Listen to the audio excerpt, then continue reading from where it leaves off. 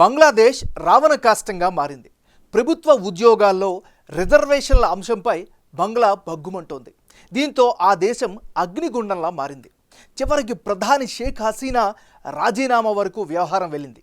ఇప్పుడు ప్రపంచవ్యాప్తంగా అందరిలో మొదలవుతున్న ప్రశ్న ఒక్కటే: ఇన్ని రోజులు ఆగిన అల్లర్లు, ఆందోళనలు ఆదివారం మరోసారి జరగడానికి గల కారణం ఏమిటి అని. మరి దీనికి కారణం ఏంటి?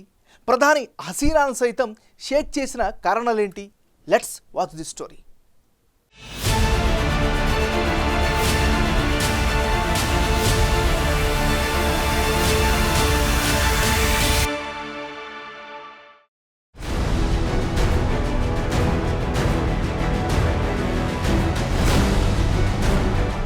బంగ్లాదేశ్లో ప్రభుత్వ ఉద్యోగాల్లో రిజర్వేషన్లపై రాజుకున్న నిప్పు చినికి చినికి కార్చుచ్చులా మారుతోంది. ఈ పరిణామాలతో 15 ఏళ్లుగా దేశాన్ని పాలిస్తున్న షేక్ హసీనా సైతం ప్రధాని పదవికి రాజీనామా చేశారు. అంటే ఆమెపై ఏ స్థాయిలో తిరుగుబాటు ఉద్యమం జరిగిందో అర్థం చేసుకోవచ్చు. ఆదివారం చెలరేగిన అల్లర్లలో 100 మందికి పైగా చనిపోయారు. మొత్తంగా ఇప్పటివరకు జరిగిన హింసలో 300 మందికి పైగా ప్రాణాలు కోల్పోయారు. శాంతి భద్రతలు అదుపు తప్పడంతో వెంటనే పదవి నుంచి తప్పుకోవాలని షేక్ హసీనాకు బంగ్లా సైన్యం డెడ్లైన్ విధించింది. సైన్యం ఇచ్చిన 45 నిమిషాల డెడ్లైన్ లోపే ఆమె తన పదవికి రాజీనామా చేశారు.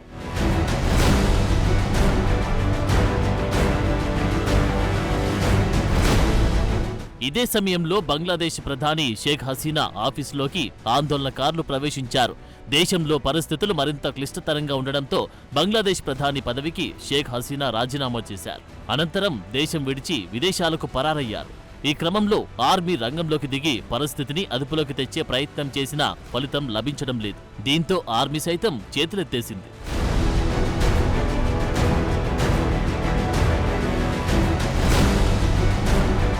స్వాతంత్ర సమరయోధుల కుటుంబాలకు ప్రభుత్వ ఉద్యోగాల్లో 30% రిజర్వేషన్లను ప్రభుత్వం ప్రకటించడంతో జూలైలో విద్యార్థులు రోడ్డెక్కారు. అప్పుడు ఆ ఆందోళన రాజధాని ఢాకా నగరానికే పరిమితమైంది. కానీ ప్రభుత్వం వారిపై కఠినంగా వ్యవహరించింది. దీంతో ఇప్పుడు మరోసారి ఆందోళనలు ఉధృత రూపంలో జరుగుతున్నాయి. ఢాకా సహా ఇతర ప్రాంతాలకు ఆందోళనలు పాకాయి. ఎక్కడ చూసినా దారి దిగ్బంధనం, ప్రభుత్వ కార్యాలయాలపై దాడులు, కర్రలు పట్టుకొని ఆందోళనకారులు ఉగ్రరూపం దాల్చారు. పోలీసులు అధికార అవామీ లీగ్ పార్టీ కార్యకర్తలపై దాడులకు దిగుతున్నారు. ఈ వ్యవహారమంతా హసీనా ప్రభుత్వ మొండి వైఖరేనని స్పష్టమవుతుంది. నిజానికి బంగ్లా ప్రభుత్వ ఉద్యోగాల్లో స్వాతంత్ర్య సమరయోధుల కుటుంబాలకిచ్చిన 30% కోటాను బంగ్లా సుప్రీంకోర్టు కూడా తప్పుపట్టింది. కానీ ప్రభుత్వం మాత్రం సుప్రీంకోర్టును సవాలు చేయడం అల్లర్లకు దారితీసింది. ప్రధాని షేక్ హసీనా తన అనుచరులకు కావలసిన వాళ్లకి ప్రభుత్వ ఉద్యోగాలు ఇవ్వాలన్న ఉద్దేశంతోనే ఈ రిజర్వేషన్లు తీసుకొచ్చారన్న ఆరోపణలు వెల్లువెత్తాయి. పార్టీ కార్యకర్తల కుటుంబ సభ్యులకు ఉద్యోగాలిచ్చేందుకే ఈ కుట్ర చేస్తున్నారని దేశవ్యాప్తంగా పలు యూనివర్సిటీ విద్యార్థులతో పాటు సాధారణ ప్రజలు కూడా విమర్శిస్తున్నారు.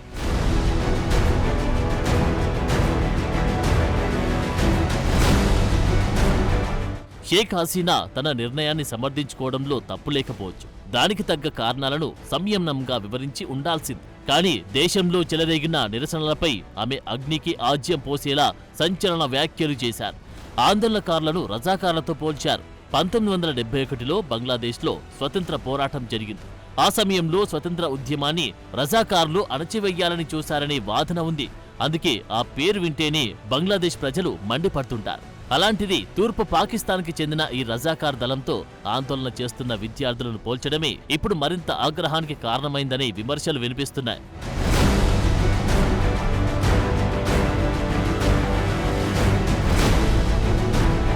ఒక రిజర్వేషన్ అంశం ప్రతిపక్షాలకు కూడా కీ పాయింట్గా మారింది. బంగ్లాదేశ్ నేషనలిస్ట్ పార్టీ ప్రజలు ప్రభుత్వానికి సహకరించొద్దని, పన్నులు, ఇతర బిల్లులు చెల్లించొద్దని, ఉద్యోగానికి వెళ్లొద్దని పిలుపునిచ్చింది.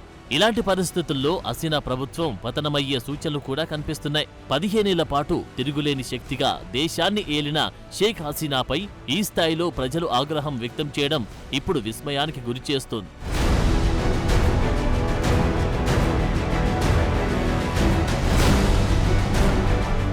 నిజానికి బంగ్లాదేశ్లో షేక్ హసీనాపై ప్రజల్లో తీవ్ర వ్యతిరేకత ఉంది. బంగ్లాదేశ్లో కొన్ని నెలలుగా కరెంటు కోతలు తీవ్రమయ్యాయి. దీంతో పరిశ్రమలు నష్టాల్లో కూరుకుపోతున్నాయి. కరెంటు సక్రమంగా ఉండకపోవడంతో ప్రజలు తీవ్ర ఇబ్బందులు పడుతున్నారు.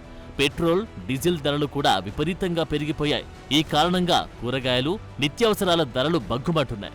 ఈ మొత్తం వ్యవహారంతో బంగ్లాదేశ్లో ప్రస్తుతం ప్రజలు ఏమి కొనలేని, తినలేని పరిస్థితిలో ఉన్నారు. దీంతో ప్రభుత్వంపై ప్రజల్లో తీవ్ర వ్యతిరేకత నెలకొంది. ప్రధానిగా షేక్ హసీనా విఫలమయ్యారని ప్రజలు భావిస్తున్నారు.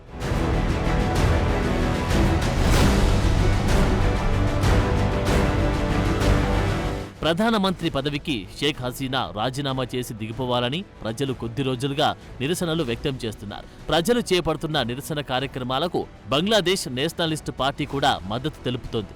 కాగా ప్రజలకు బీఎన్సీ మద్దతు తెలపడంపై షేక్ హసీనా ప్రభుత్వం ఆగ్రహం వ్యక్తం చేసింది. అయినా కూడా అవేవీ పనిచేయలేదు. ప్రజలు, విపక్షాల ఆగ్రహం ఫలించి చివరకు ఆమె రాజీనామా చేసి దేశం నుంచి పారిపోయేలా చేశాయి.